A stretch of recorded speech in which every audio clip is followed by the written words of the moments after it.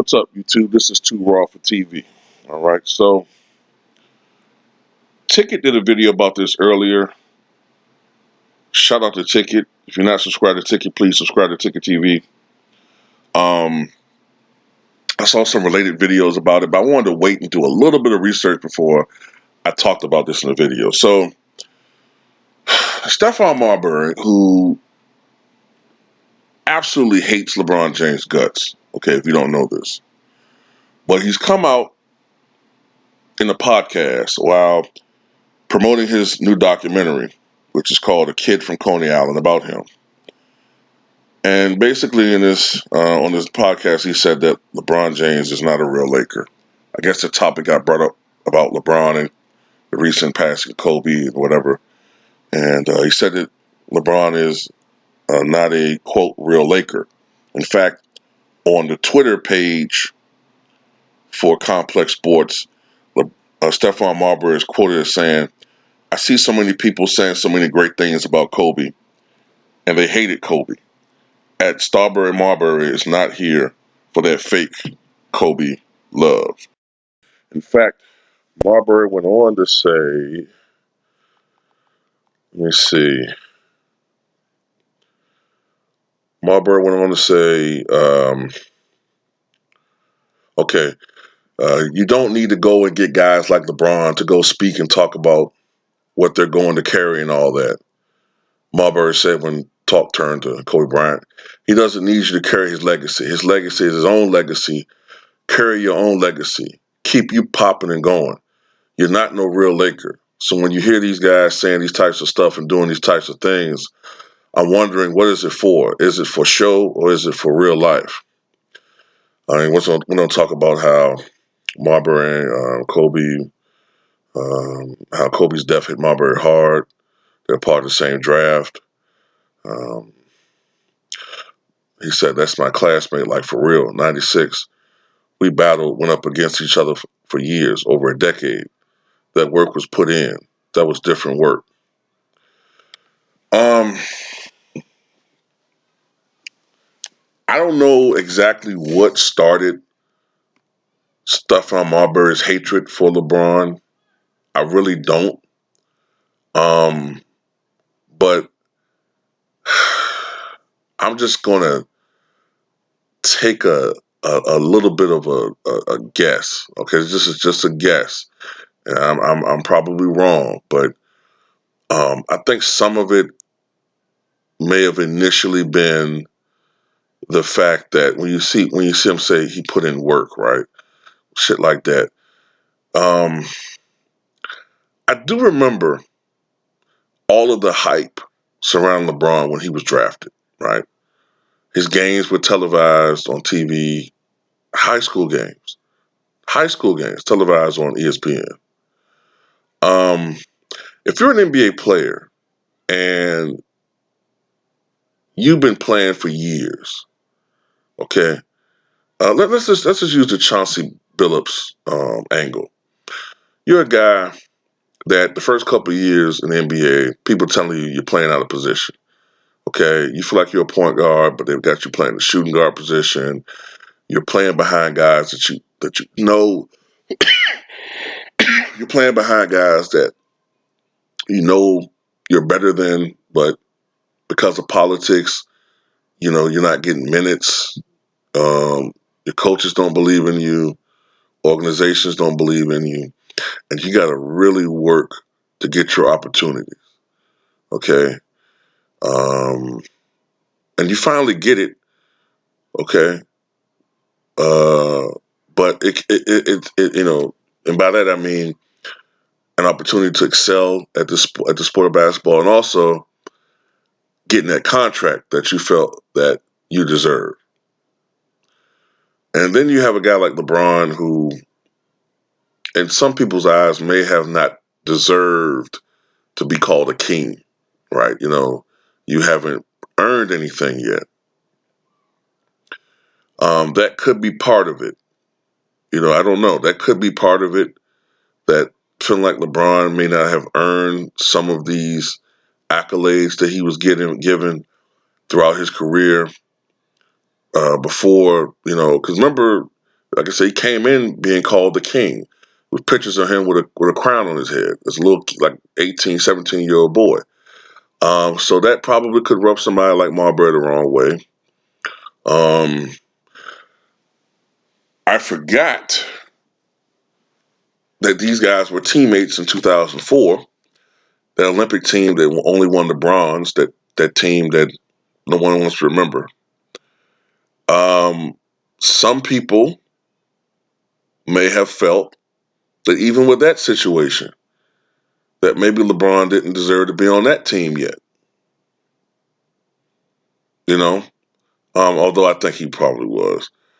But I do remember reading something today where this was earlier on in LeBron's career when his mother had a bigger influence on his business decisions. This is when he was still a teenager, and Marbury was talking about something along the lines of observing LeBron as a person and not being that impressed um, in him or by him or whatever. And I don't know. There's something there that caused Marbury to not like LeBron. He constantly says that LeBron is fake and that LeBron is not the person that he projects himself to be on television. But that's the case with a lot of people. I mean, Michael Jordan, from what I've read, is not exactly like the person that the image that he projects on television. You know, now maybe he has done things when it pertains to a business perspective that has helped African American men and African Americans. I won't knock him on that, but from what I've read, the Michael Jordan behind closed doors is not exactly like the Jordan on television. Okay, but what Marbury is talking about, I don't know. Um, so I don't know. I don't know exactly what the genesis is of their beef, but I do believe that it escalated when LeBron made those comments about Marbury's shoes. I had forgotten about that when I did before I did a little research today. And this was back when Marbury, when he was with the New York Knicks, he had that shoe that came out that was, I think it was like $14.95 or something like that, and he had that shoe as an alternative for people who were of lower income and could not afford the 160, 180, $200 price tags for the more expensive shoe brands. And LeBron basically scoffed at Marbury's shoes and said, basically called his shoes more or less a pair of junk, you know, inferior. And Marbury retorted saying, I'd rather own than be owned. So I think that kind of kicked it off. That kicked it off right there to the point where Marbury just hates LeBron's guts. And it's come out all of the time. It's come out, a couple of years ago when he said that this is when Zion was in college in Duke. He said that Zion was better than LeBron. He said that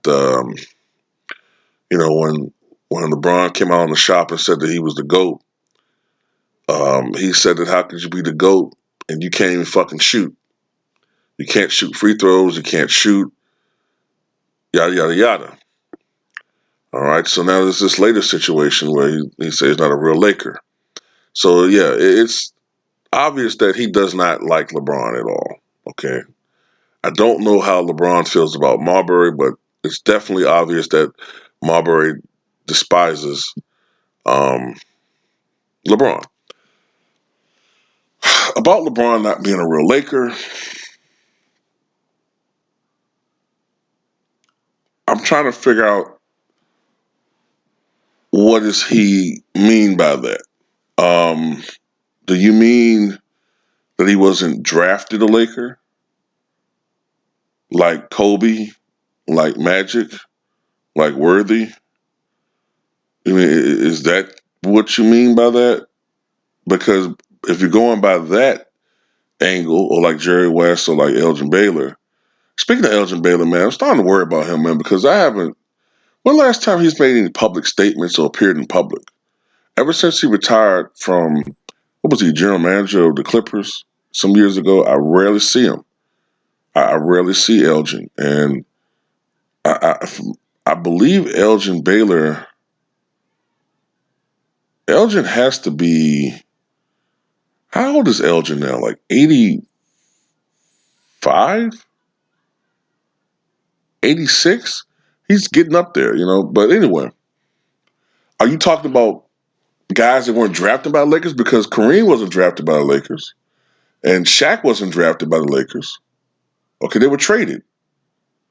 So who are you exactly talking about? Pau Gasol wasn't drafted. Are you know? I mean, I don't know. I don't know what he's talking about. I guess maybe he gets. Maybe he doesn't like when LeBron is compared to all-time great Lakers prematurely. Now that does get under my skin as well too. I do feel if you're going to call LeBron one of the greatest Lakers of all time, that he does have to win a championship. Okay, I do feel that that's very important. Honestly, if you're going to compare him to the upper guys, he has to win not only one championship, but you got to appear in at least a couple finals. Wilt came into the Lakers organization at a relatively advanced age himself. I think he was 32 when he became a Laker. So Wilt only won one championship with the Lakers, but they did appear, if I'm not mistaken, they appeared in four finals. I believe 1969, 1970, I believe 1972 and 73. So, yeah. So that's the thing, I just think I think that Marbury is way off base with that. He's way off base with saying he's not a real Laker and shit like that because I don't know where he's going like with that. Like Marbury, could you really say Marbury really is affiliated with any franchise? Like he was jettisoned out of the Timberwolves. People thought that was going to be a 1-2 punch for the future. Marbury and Garnett, the team of the future. It didn't work out. Obviously, the organization sided with Garnett, who was the superior player. Marbury was jettisoned out from Minnesota. I believe the next franchise he played with was the New Jersey Nets. Okay. Um, by the way, when he was in Minnesota, I think they only went to one playoff series. I think it was a first round exit. I can't remember who they lost to, but I think they played one time in the playoffs. They were out in the first round. He got traded to the New Jersey Nets, to them New Jersey Nets. They weren't shit. Okay. Essentially, he got traded for Jason Kidd. Jason Kidd turned that team around from like winning only like 24 games to winning 50 games. They went to the NBA fucking finals his first year there. Meanwhile, Marbury with the Phoenix Suns, they did nothing. Okay. They were a middling team. And it wasn't like he didn't have talent around him. The thing is, Marbury just never had shown the ability to elevate players around him. Never. He was a great individual scorer, um, but he never seemed to be able to make players around him better. And I really don't want to go this route with it because I know some people feel differently about this. But I sometimes want to equate Marbury a little bit with Kyrie Irving. Kyrie Irving is a great basketball player. All right, great. I think he's better than Marbury a little bit, right? A little bit better than Marbury. But at the same time,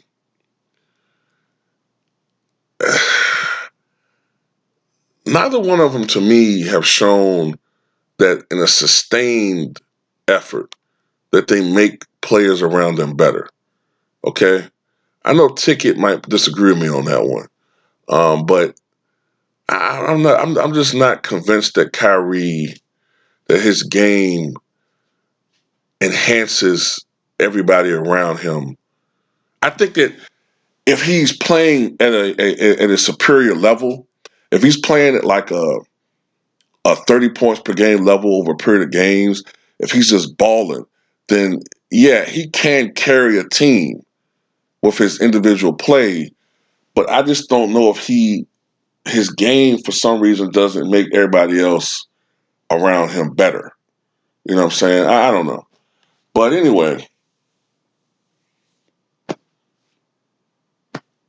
when he went to the Knicks, they weren't better. You know, they no team that Marbury went to got better.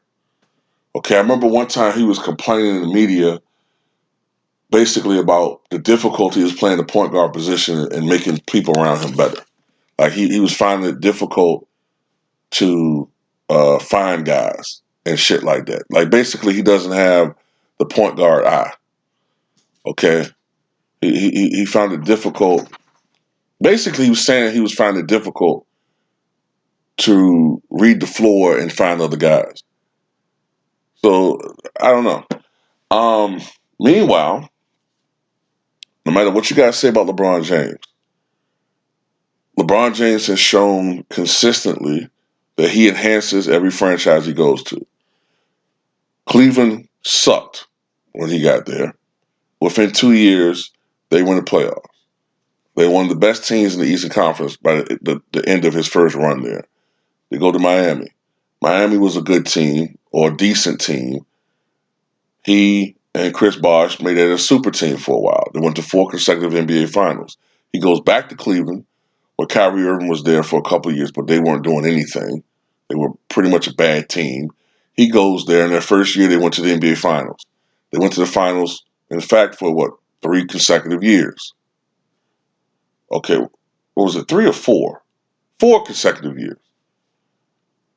All right. He goes to the Lakers, injury struck, but if it wasn't for injuries, the Lakers probably went to the playoffs. I don't think they would have been the 4th seed, but they probably would have went to the playoffs.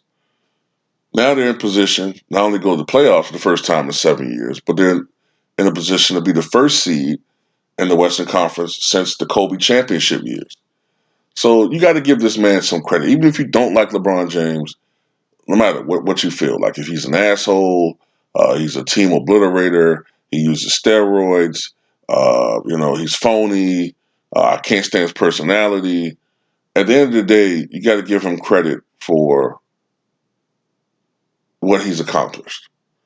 And to me, Marbury, I don't know what it is, but some of it seemed like it's, a personal grudge mixed in with maybe a little bit of resentment, and maybe a splash of envy. I don't know.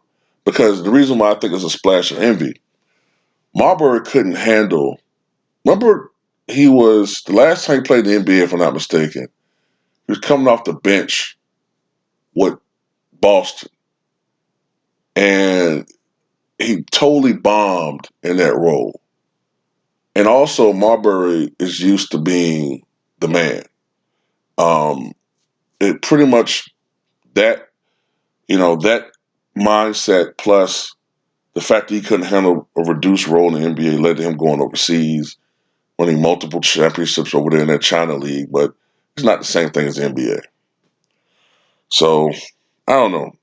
I don't know exactly what Marbury's motivation is, but I think it's a low blow to say that LeBron's not a real Laker when Kobe himself said that he found LeBron to be a real Laker and all these other great players said that he's a real Laker. So at the end of the day, Marbury just coming across as hating,